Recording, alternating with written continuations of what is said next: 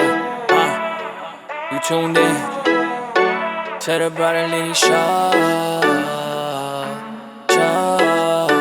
If you tryna get litty, have a couple drink with Willie. Come and join the Litty, on the Brotherly Show. You know the fucking vibes, man. It's the motherfucking Brotherly Show, man. Gucci's on my feet and belt. I'm ghetto, ain't no secret kept. Now I'm falling, and you falling in a deeper depth. I keep a swisher and a bitch to roll up every L. Her body look like it's from heaven, but I give her hell. She suck me proper, then say, Papa, I need hair and nails. I say, hold up, then I just give her a stare.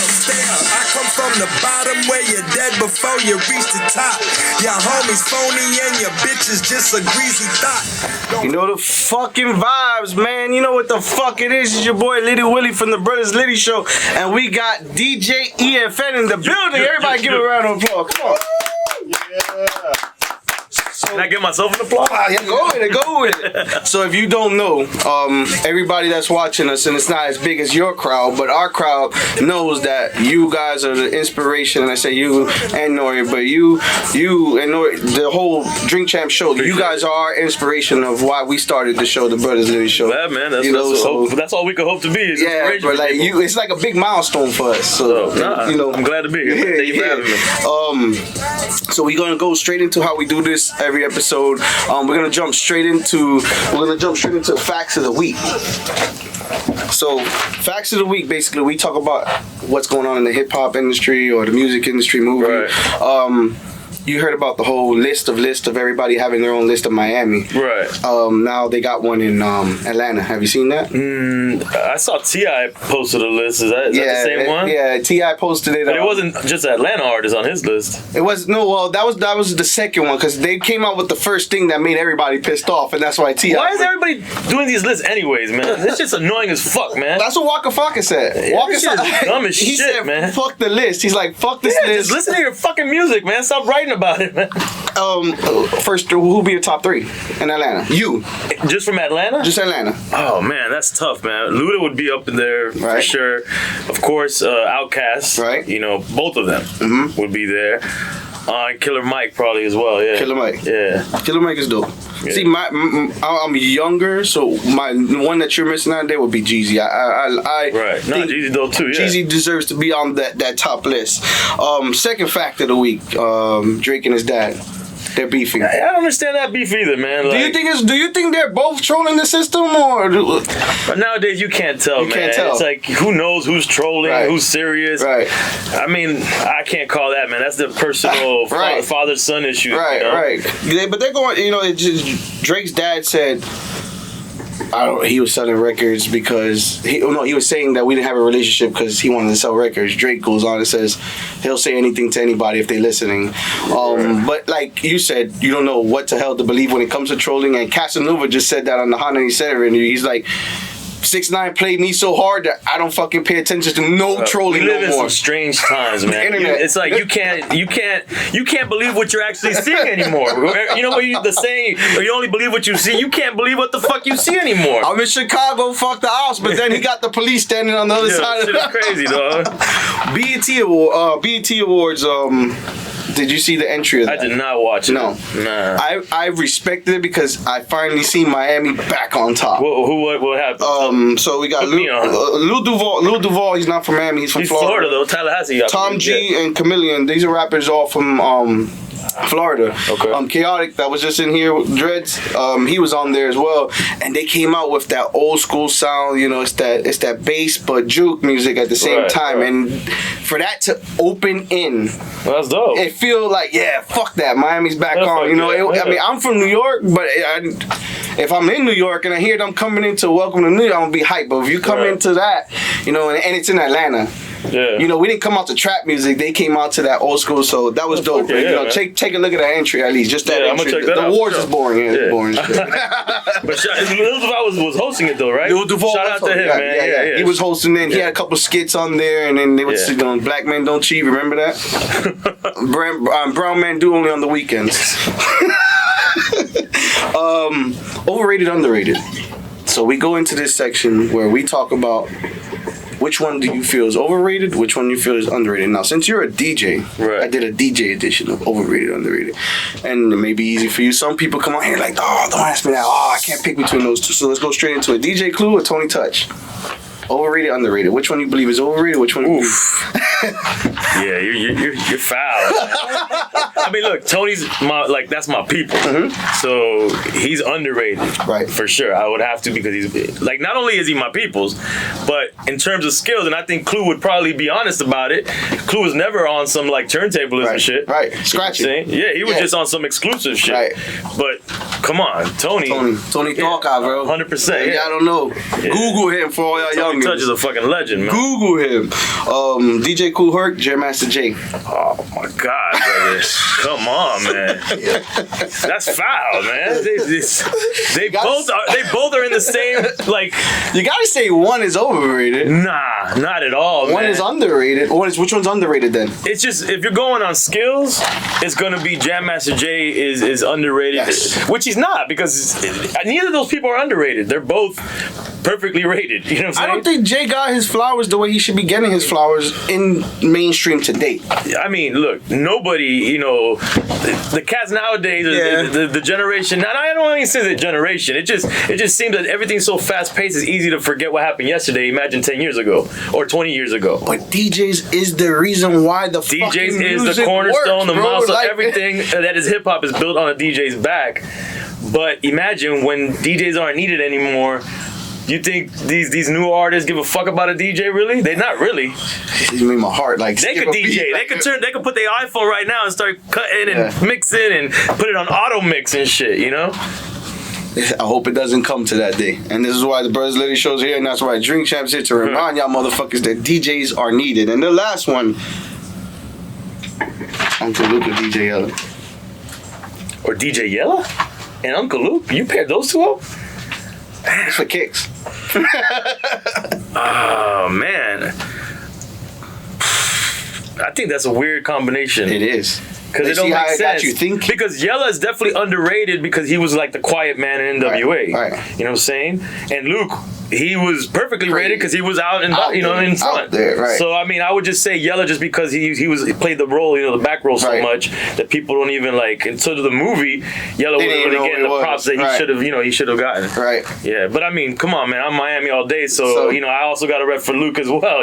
Luke and everything he did for independent artists and being an independent record label, he paved the way for the whole industry. Yes. Before the No Limits, before around the same time as Ruthless Records, because we had him on Drink Chat, he was explaining that. Right. But I think he was right before even Ruthless, Right. And that's a lot of people don't know when it comes to the independent scene that he paved the way for a lot of people to get that ideology of how to be independent. Right. And I know you guys are talking in the middle of sometimes being independent, because I know Nori said... Nori loves the majors. Yeah. I believe in the independent route, Right. And is it because he's lazy and you... No. I just think I heard his reasoning. Yeah, I mean, look, he came out in the heyday of major labels. A lot of money was happening, in the industry at that time, and they catered and pampered artists at that time. And they got you. It's a machine, and the machine's still there. They get you out, to millions of people like this. And so he likes that part of it. Who wouldn't like that shit? Right. But in independent, when you work, you got to work triple, quadruple as hard. But the gains and the ownership of everything, to me, that's how who doesn't want to own their shit? Sleep better at night, right? You sleep better at night. Who doesn't want to control their destiny in every way? You sleep better at night. Jump straight into it. You're the Miami mixtape king. Right. I've been watching everything around you, and I don't say the major accolades, but all the people in the street, everybody's calling you the mixtape king. People don't know what pause tapes are. Right. You started off with pause tapes. Yeah. Can you tell people what pause tapes are? Yeah, I had two. Before I could buy turntables, I had no money to buy turntables. Right. I was about like 14, 15. Right. I had two double cassette tape decks. Mm-hmm. And what you do is you can change the pitch on them.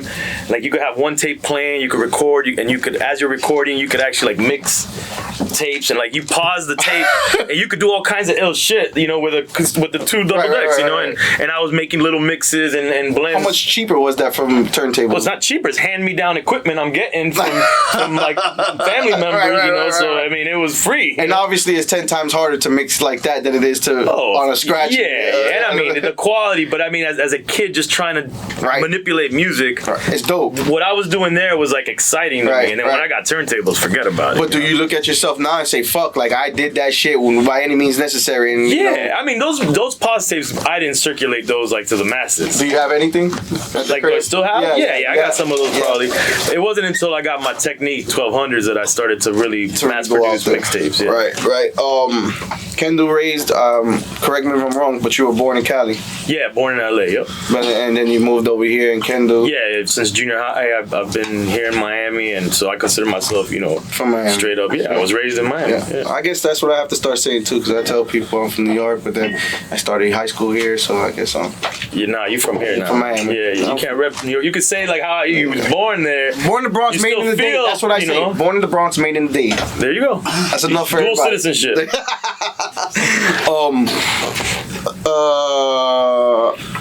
I watch all your episodes, and I say that I connect with you a lot more only because you're a drinker. They pick on me because I'm the drinker. I'm the only drinker out of everybody here. I mean, they all have. So you're the alcoholic. I'm the true alcoholic. Right. Like I tell everybody, I was born with no liver. That's why I can drink a lot more. And they always say, bullshit, get the fuck out of here. Born with no liver. Yeah, it's because, you know, people born without a finger. Some people born without an ear. I was actually born without a liver, so it hits me hard. Wait, you're dead serious? I'm telling you, like, you would be dead. You need liver to survive. Well, but you know, it's different ways. Like, there's people. It's a whole long process, so we could talk about it after the show. But I was born without a liver, so that's why I enjoy drinking. The only thing is, shots hit me a lot faster because it goes straight to the bloodstream. Wait, you're dead serious about this no liver shit? What, you function off a pancreas only? Kidneys help too. I mean, you know. Yeah, you gotta let me know what alien shit you come from, bro. crazyhoodproductions. Right. When did that start? Started the year I graduated high school, 1993. It was just like, what are we gonna do? I wanted to do something in terms of like the local hip hop scene, and came up with Crazyhoodproductions as the company that I'm gonna, you know, the brand that I wanted to use. And you're still going with it today. Yeah, and the crew's still intact. I mean, we was 20 motherfucking deep back then. We're probably like 10 deep now. Right. And I felt honored because, like I said, I'm a hip hop head. I'm a big fan of you. And when I seen the email say Crazy Hip, I was like, oh shit, that's it, man. I called my mom. So I was like, yo, we got DJ Efn. She's like, no. And my mom listens to a lot of music and stuff like that. On your interview with Brisk, that interview you did with Brisk. Oh yeah, the T-shirt, yeah, and that was in Kendall, right there on 152. Right. Yeah. I'm gonna highlight two of those things that stuck out to me. Number one was you said you loved the angry mixtapes. That shit that had you like, cause he asked you, you know, what was your hardest, or what was what was the best, and you were like angry mixtapes, the shit, that old school Miami shit that gets you bumping and this and that. Right. Is that have you felt that today in the music scene with anybody recently? My Bacardi brain does not remember in what context I said angry mixtapes. You said angry mixtapes, bro. Maybe that I said I was angry in the mixtapes. No, you said angry mixtapes. Really? Yes, and I will send you the clip after this. Yeah, I got it. I will inbox you that. Yeah, my Bacardi brain does not remember. So you're a Bacardi drinker. That's your choice. That's what I used to drink solely for years, and then now I drink everything, man. I'm like truly an alcoholic, you know, like I drink every fucking thing. So you don't discriminate? Hell no, nah. If you had to pick one though, do you just like, if you go to the club, what are you gonna ask for? They're not gonna tell you, yo, as of recently, I didn't drink beer for almost all my life. Like me. And then my girl is like this craft beer person, and I was fighting it. She's like, oh, try beer, drink beer, and she thought that drinking beer was gonna make me like a lighter drinker. Hell that no. Shit made it worse. There's an event going on somewhere, I don't know, in fucking Florida, like 20 minutes from us. It's $70 and it's unlimited beer you can drink for 4 hours. Right. I don't know if you. That sounds amazing. Do you feel it like more stuffed when you drink beer? Or? Yeah, the beer belly, everything, all that shit. But I mean, now it's like I couldn't stand beer. Like ask my dogs, they would be like, I would be like, get that fucking beer away from me. I have a bottle of Bacardi, and now it's just like it's like water to me, and that's the problem with beer. Well, shout out to Kevin. Kevin brought the Modelo in here today. Shout out to Kevin, man. Another time, the album. That was dope. Thank you. That was really dope. And what made it more dope for me, and what made me like say fuck, like people, because you know, I've never seen this on other DJs mixtapes. I could be wrong, but Crazy Hood Productions, every artist on that album used Crazy Hood on there. Has anybody else, I don't know, correct me if I'm wrong, you may listen to more music, has anybody else referred something on every single artist? Because I paid attention to that. I mean, I'm sure that Clue, when he did his albums, you know, I'm sure they said Desert Storm, which was his crew. Right. I'm sure that. But they did it dope, bro. Like, listen, like. Nah, they killed it. Because most of those people I had relationships with. Like, this is not an album that I paid for necessarily. You know what I'm saying? I would have never been able to done that album if I had to, like, really finance the whole thing straight up, like, without knowing people. So these are relationships that I had, and they knew, you know, my brand. They knew about me. They knew what I'm about. And, you know, they obliged by making sure they rep for me in their verses and stuff. Yeah. And that was dope. I mean, it was dope. And when I, what stuck out to me too was it was a lot of lyrical, and not to say this person I'm going to bring up is not lyrical, and a lot of old schoolers, but I respected that you had Troy Ave on there, because I think that was one of the most youngest artists you had on there. And Denzel Curry. But that's Miami, so I figured, you know, that nobody from it, but. There was a couple cats, but what's special about that song, and talking about, like, people repping, is Premier produced that record. That record is Troy Ave, Scarface, and Stally. Right. And originally Ross was supposed to be on that record.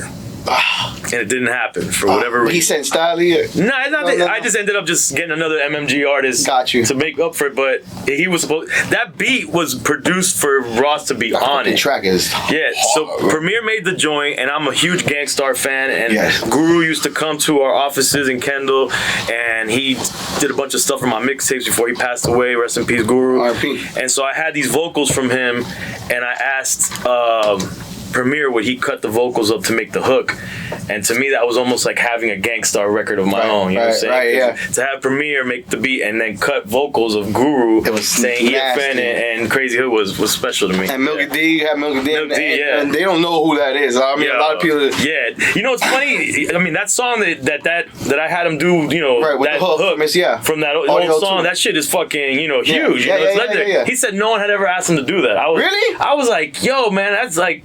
50 sampled it, but nobody ever asked him to say somebody's name in that same cadence. It was fresh. Like, you killed that shit. And unfortunately, again, we had Sean Price on that record, and he passed away shortly after doing that record. I mean, but you got some good craft out of these legends that passed away. Rest in peace. You know, let's sleep in peace, everything. But at least you got something that under your belt that you can say, absolutely, you know, I got this. That album is special to me, man. It's better than a fucking trophy. You know what I'm saying? For sure.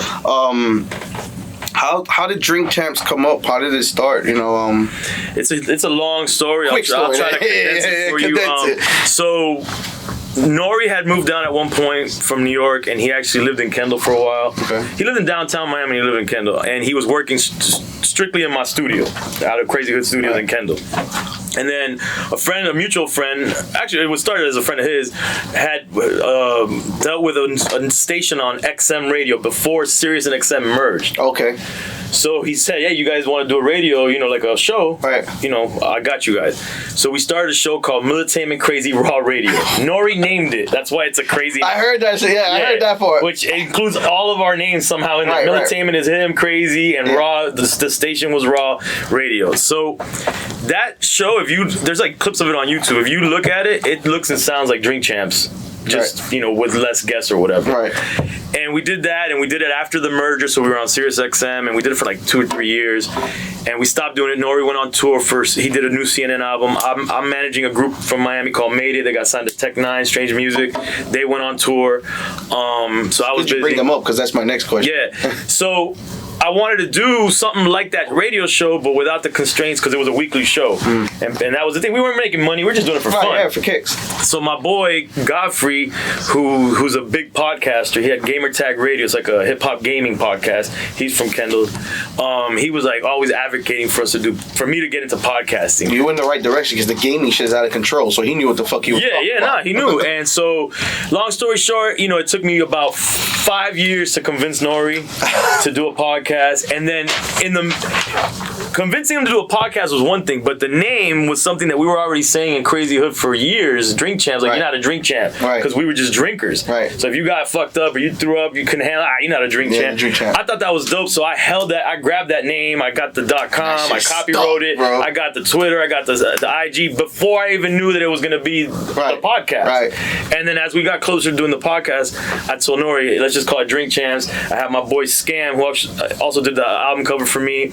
He did the logo. He's from Carroll City. He also did all the artwork in the first Eminem album. Had a song with Eminem. Okay. Oh, so that's why he did the Tribe Called Quest, Beach Rhyme and Life. Yeah, all of that. He's from Miami. He's from Carroll City. Shit. He did the logo, and the rest is history. You know. And we're here today. Yeah. Mayday. Did you? Were you messing with Mayday back in 2003? I've known them forever. Yeah, 2003. Did you guys ever do something in Miami-Dade College by any chance? If your Bacardi brain remembers you? We did a bunch of shit in Miami-Dade. Because I remember the college. Yeah. Because I remember I went to Miami-Dade. Okay, so I remember Mayday and you were there and you guys were handing out shit. That's where I first heard of you from, because you threw out something that had Mayday and you guys were throwing out CDs or something like that. Probably, man. But that's when I started, but they're fucking dope. Thanks. I don't know people know about Mayday. If y'all don't know, go follow them. Nah, fuck. They had a huge song with Tech Nine that featured Kendrick. What's the name of the song again? Fragile. That's right. Fragile. Yeah, I got a gold So plaque. he's with the Juggalos now? Nah, they not with the. But the Juggalos are part of the fan base. Right. If y'all don't know about the Juggalos. Yeah, we went to the. Y'all went? Yeah, it's a gathering. How'd you we feel? went twice.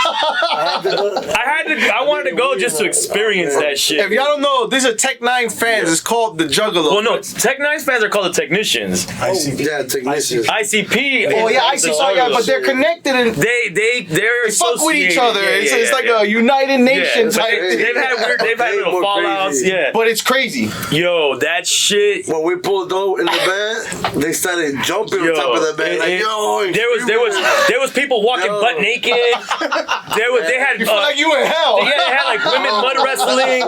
They had a bridge that was like under the bridge. Every type of drug was there. It's being sold and being used. Yo, it was crazy. Some dude had jacked some people because they had people in tents, and they found his car and they fucked up the car, lit it on fire, started dancing. It was like Lord of the Flies. Did you stay the whole time, or you were like? Nah, we were there for just for their performance, like a whole day though. But I mean, it was enough to see so much in one day, and we went twice. And yeah, that was, and they've gone a couple more other times on their own. Right. Oh, shout out to them. Yeah, no, the Juggalos are wild. I don't think I'll be able to handle it. Like, alcohol's enough for me. When I start seeing people do LSD and shit, I'm like, yo, dude, they're crazy. I know. I've seen the internet shit, and that's probably not even nothing compared to what you can see in real life. But it's crazy, but it's fun. It's cool. Like, I don't know. It's a free vibe out there, but it's wild as fuck. Yeah. Don't go married to that shit. Yeah, that's just wild. Your favorite Drink Champ interview, and I know that's probably gonna be hard for you because you show a lot of respect to everybody you interview. The problem is, it's not hard, and I always say the same one. And then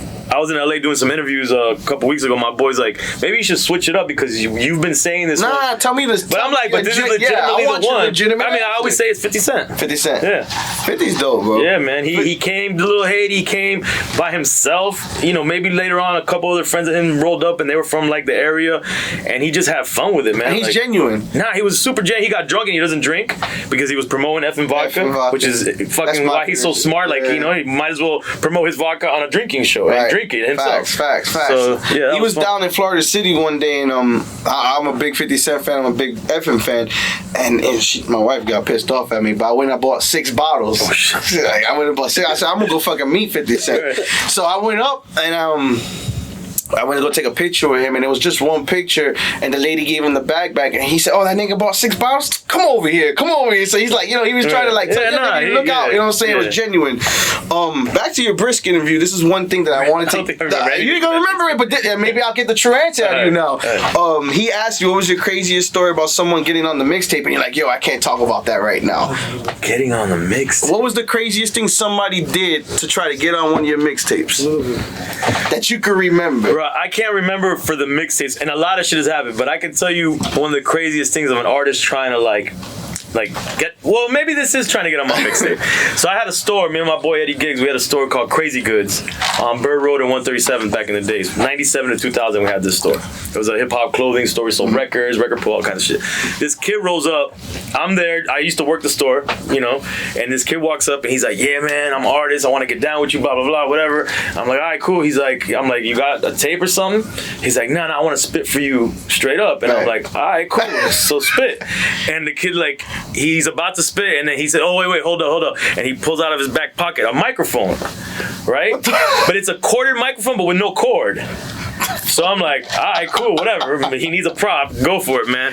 And then he fucking turns his back to me. So I'm like, what the fuck is this guy gonna do? And then he's about to start, and he goes, oh no, wait.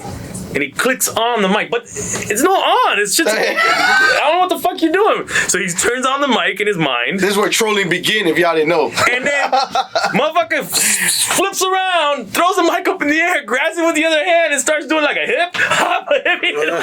What the fuck? I'm like, yo, I'm trying to get drunk.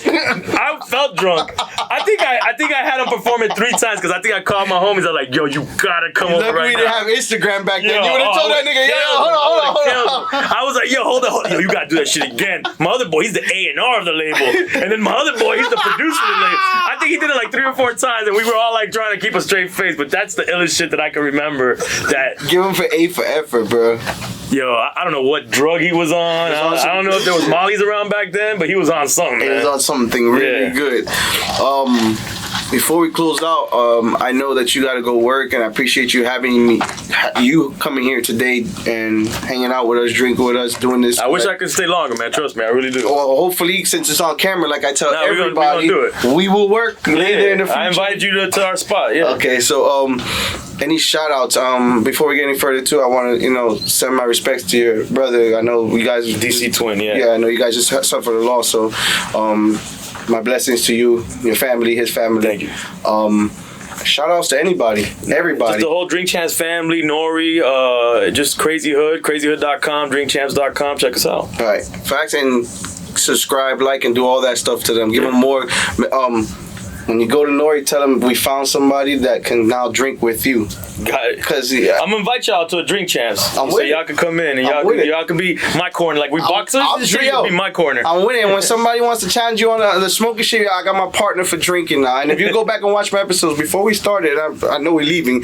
Before we started, we didn't have no structure for this, so we used to do it in my living room. Right. So I didn't know nothing about talking to people. It was just talking shit. So we used to drink like 3 bottles before we interview people. We had people we had a dude legitimately, as soon as he left our show, got arrested. Another guy that broke the gate arm leaving our company. It was crazy. So we drink. And like you said, you can't drink because you drink. We used to drink on purpose to make them get fucked up and say, you ain't no drink champ. Yo, this is the Brothers Litty Show. We got DJ Efn in the building. I want to thank everybody for tuning in. Thank you for coming in.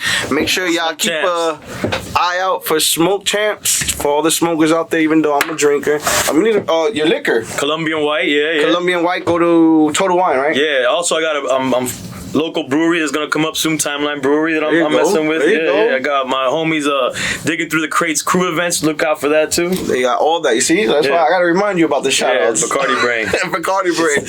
Appreciate it, y'all. Remember, I don't have a liver. I don't believe him.